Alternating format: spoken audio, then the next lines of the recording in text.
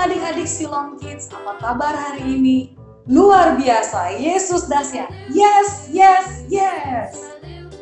Hari ini kita kembali bertemu dalam program Bible Storytelling, dan sebelumnya kita mau angkat pujian buat Tuhan dulu ya.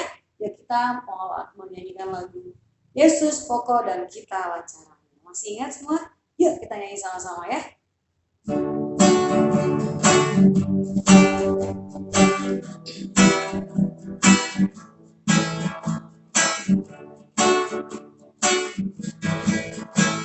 Yesus pokok dan kita lancaran, tinggallah di dalamnya. Yesus pokok dan kita lancaran, tinggallah di dalamnya. Yesus pokok dan kita lancaran, tinggallah di dalamnya. Pastilah kau akan berbuah. Yesus cintaku, Yesus cintaku, ku cinta kau, kau cinta dia. Yesus cintaku, ku cinta kau, kau cinta dia. Yesus pokok, Yesus pokok dan kita lancaran, tinggallah di dalamnya. Yesus pokok dan kita lancaran, tinggallah di dalamnya. Yesus pokok dan kita lancaran, tinggallah di dalamnya. Pastilah kau akan berbuah. Pastilah kau akan berbuah. Pastilah kau akan berbuah. Ya, yuk kita mau berdoa dulu sebelum kita mendengar cerita firman Tuhan. Lipat tangan semua adik-adik di rumah, tutup matanya ya. Kita mau berbicara kepada Tuhan. Mari kita berdoa. Tuhan Yesus, terima kasih Tuhan buat hari ini. Kembali kami boleh diberikan kesempatan untuk mendengar cerita firman Tuhan. Tuhan, berikan hati dan telinga yang mau mendengar, supaya kami boleh benar-benar mengerti dan menangkap akan cerita firman Tuhan. Di dalam nama-Mu Tuhan Yesus Kristus, haleluya, amin. Baiklah adik-adik, sudah siap semua untuk mendengarkan cerita firman Tuhan? Baiklah, hal kali ini kalau orang akan bercerita tentang sesuatu yang benar-benar untuk menjaga hati kita, adik-adik, supaya kita tidak sesat. Adik-adik tahu gak apa itu sesat? Sesat itu adalah sesuatu yang tidak benar. Jangan sesat, jangan mengikuti yang tidak benar. Sesuatu yang tidak baik untuk diikuti. Karena tidak benar. Tidak benar sudah pasti tidak berkenan di mata Tuhan Yesus ya. Jadi, bagaimana cara untuk supaya kita tidak sesat? Karena kita di kehidupan sekarang ini pasti banyak sekali kehidupan kita sebagai anak-anak Tuhan itu seringkali mencoba untuk ditipu seperti itu. Ditipu seperti terlihat benar, padahal tidak benar.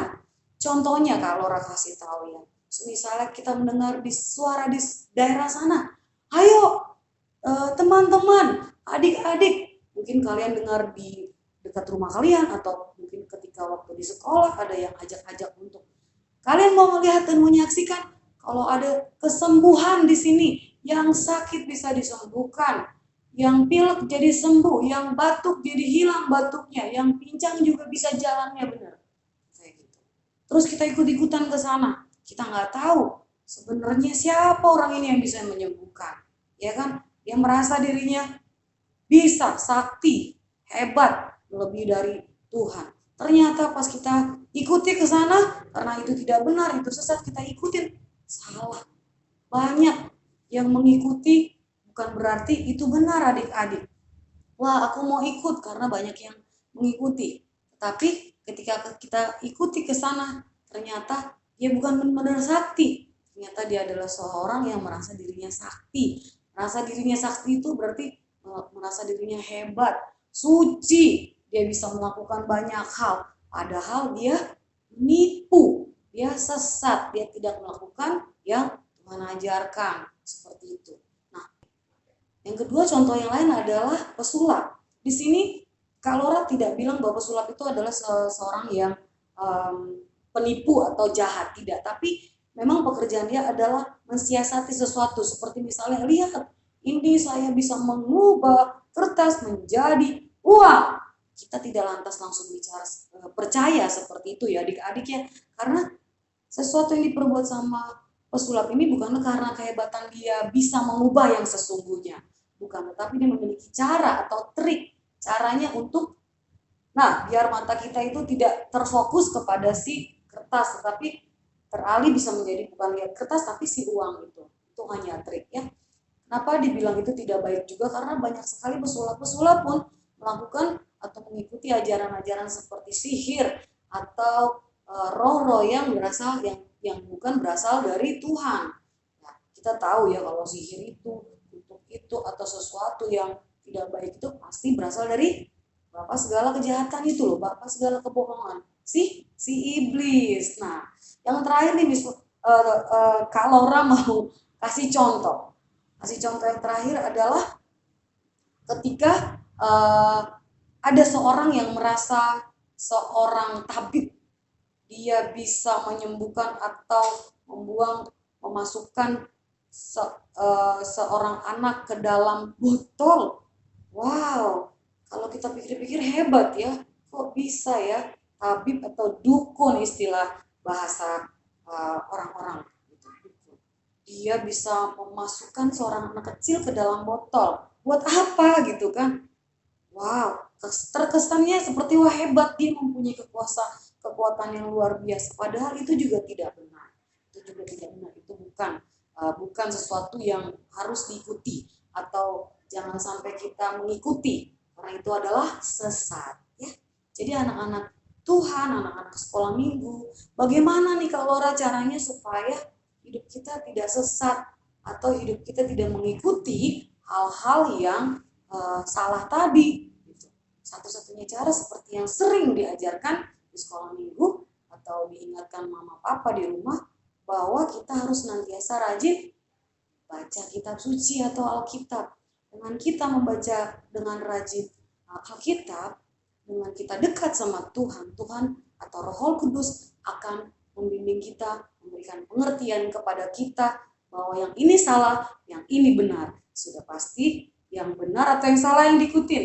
Nah, yang benar yang diikuti adik-adik ya.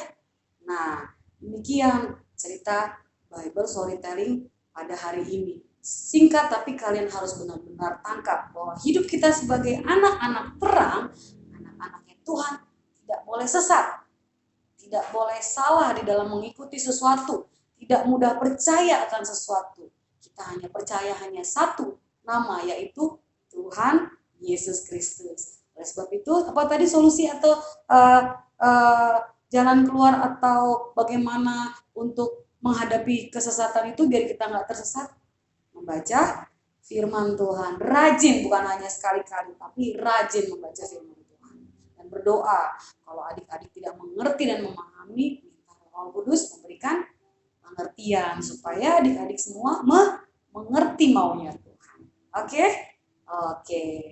Terima kasih buat hari ini. Sampai kita ketemu lagi di Bible Storytelling selanjutnya. Tapi sebelumnya kita mau tutup dengan doa. Lipat tangan adik-adik semua, tutup matanya, kita berdoa. Bapa di dalam surga, di dalam nama Tuhan Yesus Kristus, terima kasih Tuhan. Kami sudah mendengarkan cerita firman Tuhan pada hari ini. Kami percaya kami diberikan pengertian melalui Roh Kudus-Mu mengenai arti daripada kesesatan. Tuhan, kami tidak mau mengikuti yang salah-salah. Kami tidak mau mengikuti yang tidak benar. Kami hanya mau mengikuti Tuhan yang adalah Tuhan dan Juru Selamat kami. Terima kasih Tuhan Yesus. Di dalam nama Tuhan Yesus Kristus. Haleluya. Amin. Shalom.